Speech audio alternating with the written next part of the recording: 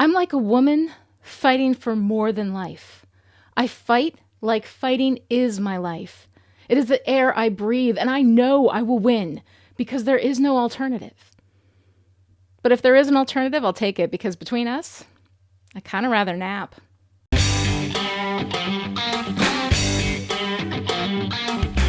Hi, and welcome to Still Pretty, a Buffy the Vampire Slayer YouTube series and podcast. I'm story expert Lani Diane Rich of Chipperish Media, and we are here today to talk about Storyteller, the 16th episode of Season 7. Storyteller aired on February 25th, 2003, and was written by Jane Espenson, with Rebecca Rand Kirshner as executive story editor and Drew Z. Greenberg as story editor.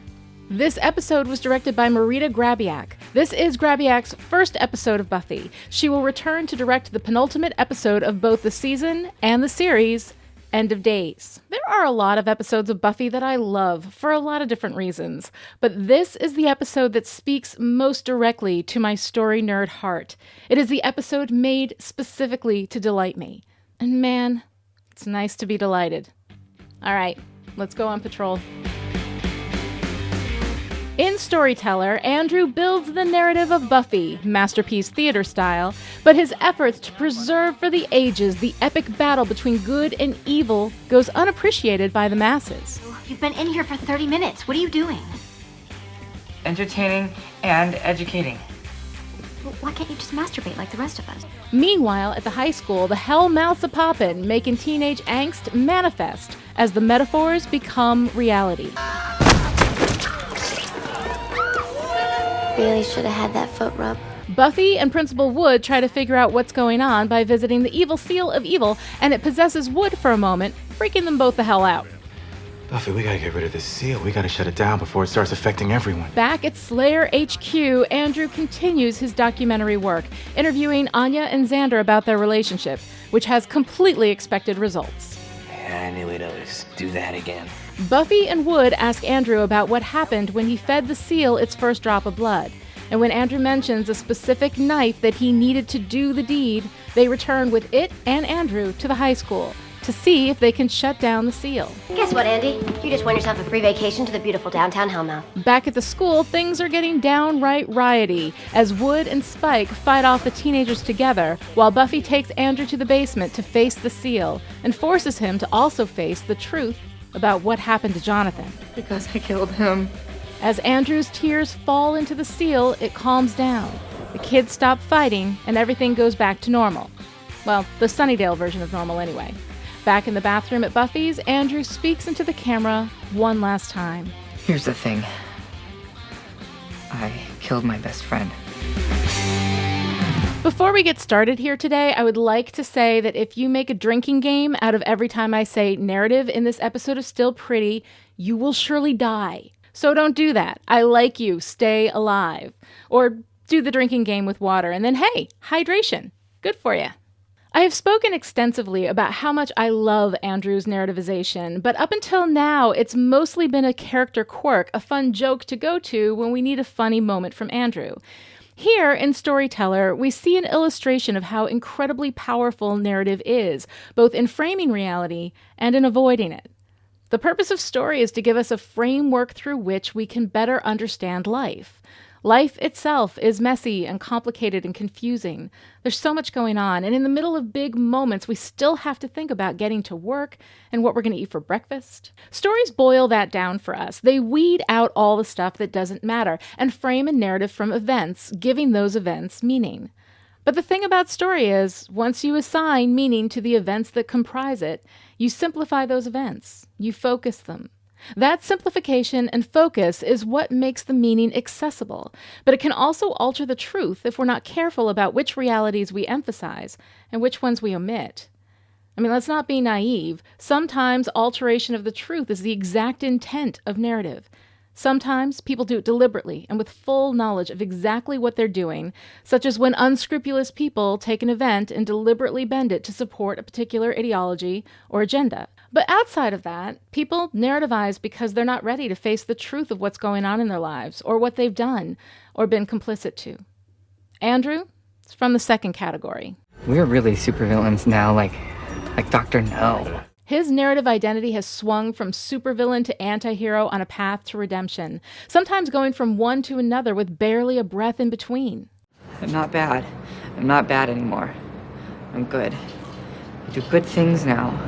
Then why do you need lots and lots of blood? I am bad. I'm bad. I'm evil. But I'm protected by powerful forces. Forces you can't even begin to imagine, little girl. Even as recently as last week in Get It Done, he was reframing his role in the Scoobies. Andrew is our... Actually, he's our hostage. I like to think of myself more as a guestage. While all of this has been fun and has made his character a particular delight to narrative nerds like myself, the destructive side of Andrew's constant narrativizing hasn't been addressed directly until now. Storyteller is an atypical episode of Buffy, in that not much actually happens in the story itself. This is a character study examining the conflict between narrative and reality, how the self-protective narrative pillow forts we hide in can become dangerous when they conflict directly with reality. That's when things fall apart. When we use narrative to avoid painful realities, we'd be much better off just facing. With Andrew, the reality is he killed his best friend. Yes, he was under the influence of the first at the time, but as he finally confesses in this episode, he knew exactly what he was doing. When your blood pours out, it might save the world. What do you think about that? Does it buy it all back? Are you redeemed? No, Why not? because I killed him. Because I listened to Warren and I pretended I thought it was him, but I knew it wasn't.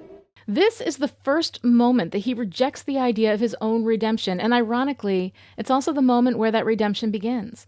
Until we've faced ourselves honestly, until we acknowledge what we've done in the glaring light of day, or the evil glow of a demonic seal, we can't be redeemed. We can only run and hide, curled up in a pillow fort, which may be more comfortable than the truth in the moment, but becomes a bit of a constraint after a while.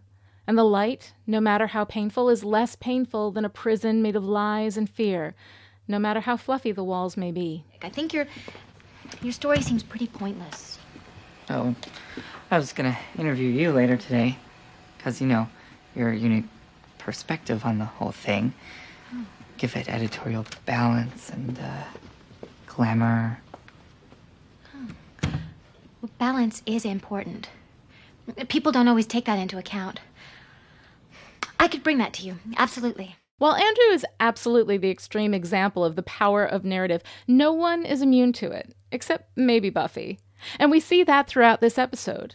Anya, who returned in Season 4 to fill Cordelia's fashionable, truth-telling, strappy sandals, is easily turned when Andrew paints her as glamorous. Spike, who has no time for any nonsense, plays along with his narrative identity as the bad boy with no time for this bullshit. I thought I told you to piss off with this bloody camera. And here you are again with that thing in my face. Would you sod off before I rip your throat out and eat it? Spike, the light was kind of behind you. Oh, right. What, this better then? I thought I told you to piss off with that bloody camera. Here you are again with that thing in my face. Would you sod off? When Andrew sits Xander and Anya down to be interviewed, it is only through this approach to their story as story that allows them to finally work through their traumatic breakup and actually connect with each other again, both emotionally and physically. And once they've done that, they are able to use the power of narrative. Remember, narrative is the meaning assigned to an event, to figure out where they are in their relationship. Yeah, I knew we'd always do that again. Yeah. One more time, anyway. Is that what that was? One more time? Do you think there should be more? I don't know. It was nice. It felt like a one more time. I think maybe we're really over. Oddly enough, it seems like the subject of the story, Buffy, is the only one immune to the narrativizing. She rejects it from the very start. I told you I didn't want you doing that. It's distracting. Okay, I'll cut the footage together and do the intro tomorrow. She was a woman in danger, or was she? Are you still filming me? Stop!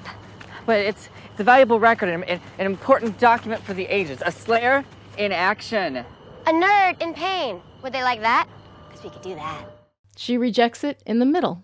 Come on. No one else thinks this is idiotic. Or is it important? I mean, Buff, I don't get why this is bothering you so much. Because it's a waste of time. Come on, someone has to agree with me, Spike.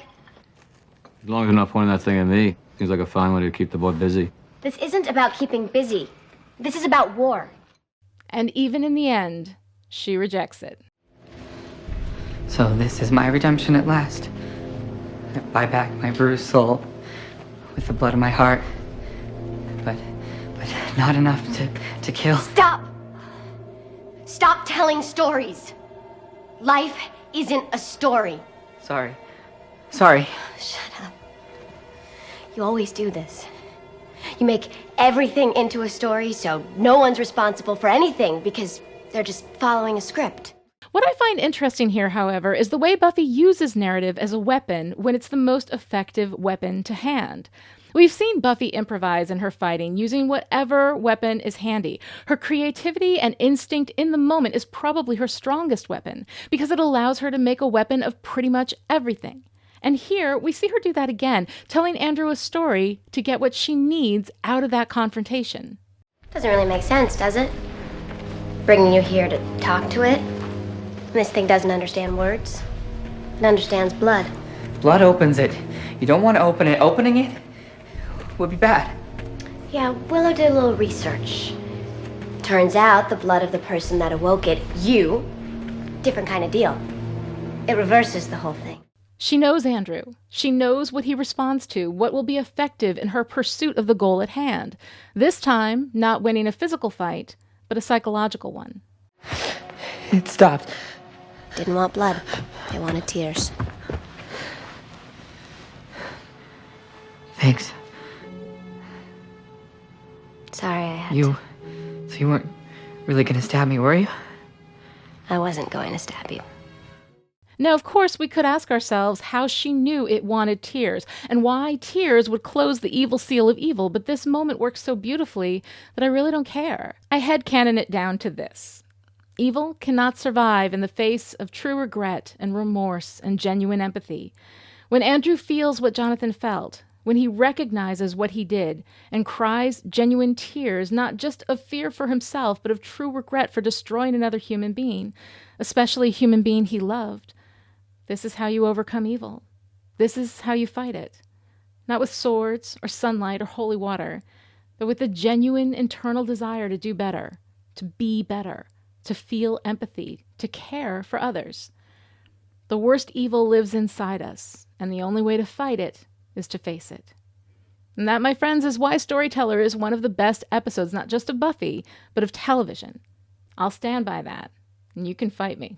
All right, that's it for today. This episode of Still Pretty was brought to you by Chipperish Media producer Ross. Ross supports Chipperish Media at the power producer level, and as a reward gets to produce whatever show he wants. Thank you, Ross, and thank you to everyone who supports Chipperish Media and makes all of this possible. Visit patreon.com/Chipperish to find out how you too can become a Still Pretty producer. I'll see you next time with my thoughts on Season 7, Episode 17, Lies My Parents Told Me. Until then, stay pretty. Still Pretty is a Chipperish Media production and is entirely patron-supported. To find out how you can keep us in production, visit patreon.com/Chipperish.